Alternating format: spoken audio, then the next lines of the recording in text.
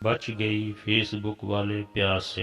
ये कहानी पलक नाम की लड़की की है और मैं इसकी आपको फेसबुक लव स्टोरी के बारे में बता रहा हूँ। ये 2 साल पुरानी बात है। मुझे फेसबुक का बहुत चस्का था। मैं अभी नई ही फेसबुक इस्तेमाल करने लगी थी और फ्रॉड जैसी चीज़ों से मैं बहुत दूर ही रहती थी, क्योंकि मैंने कभी इस बारे में सोचा तक नहीं था। फेसबुक ज्वाइन करने के कुछ दिन बाद ही मुझे एक आदित्य नाम के लड़के की फ्रेंड रिक्वेस्ट आई और मैंने एक्सेप्ट भी कर ली। जल्दी ही हम अच्छे दोस्त बन गए और रोज चैट करने लगे। आदित्य बहुत ही अच्छे से बातें करता था, मेरी बहुत ही इज्जत करता था। कुछ ही दिनों में हम दोनों वीडियो कॉलिंग के जरिए बातें करने लगे और उस वक्त मुझे आदित्य से प्यार हो गया था। सच्चा प्यार। आदित्य इतनी अच्छी बातें करता था कि मुझे पर जैसे जादू सा हो गया था। मैं सोते जागते हर वक्त आदित्य के बारे में ही सोचती थी। एक दिन आदित्य ने मुझे प्रपोज किया और कहा कि वह मुझसे शादी करना चाहता है। वह अच्छे घर से था और इसलिए मैंने भी हाँ कर दी। मैंने आदित्य को बताया कि मेरे घर वाले अभी इस रिश्ते के लिए नहीं मानेंगे, तो उसने कहा कि तुम घर छोड़कर मेरे पास आ जाओ, बाद में वह भी राजी हो जाएंगे। पहले तो मैंने मना कर दिया, लेकिन मेरी हालत ऐसी थी कि मैं आदित्य की जुदाई बर्दाश्त नहीं कर पा रही थी। एक दिन मैंने और आदित्य बात कर रहे थे तो आदित्य ने मुझे बहुत समझाया कि घर छोड़कर मेरे पास आ जाओ, हम दोनों बहुत ही खुश रहेंगे। वो आखिरकार मैं मान गई।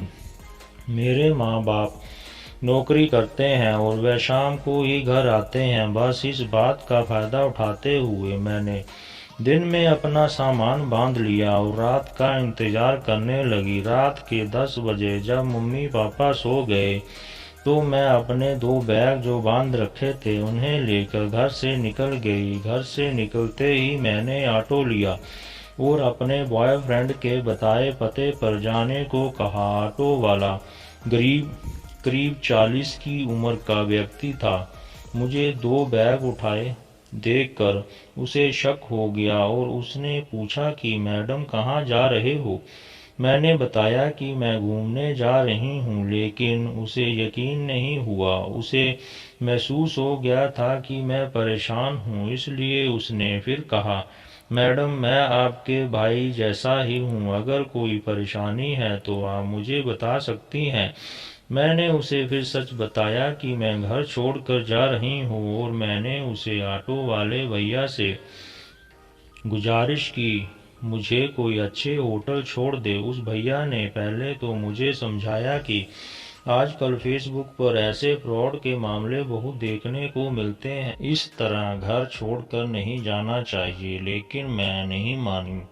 मैंने भैया को पास वाले किसी होटल के पास रुकने को कहा, लेकिन वह भैया मुझे सीधा पुलिस स्टेशन ले गया और वहाँ जो इंस्पेक्टर था उसे सब कुछ बता दिया। उस समय मुझे उस ऑटो वाले पर बहुत गुस्सा आ रहा था, लेकिन पुलिस इंस्पेक्टर ने मुझे बिठाकर समझाया कि ऐसा नहीं करना चाहिए और उस पुलिस वाले ने मुझसे उस लड़के का नंबर मांगा जो मुझसे फेसबुक पर बात कर रहा था।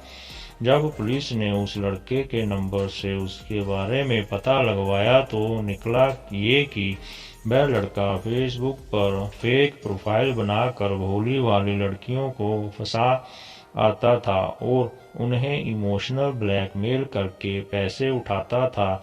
उस लड़के का राज खुलने के बाद मैं दंग रह गई और मैंने ऑटो वाले का शुक्रिया किया, क्योंकि उसने मुझे बहुत ही बड़ी मुसीबत में फंसने से बचा लिया था।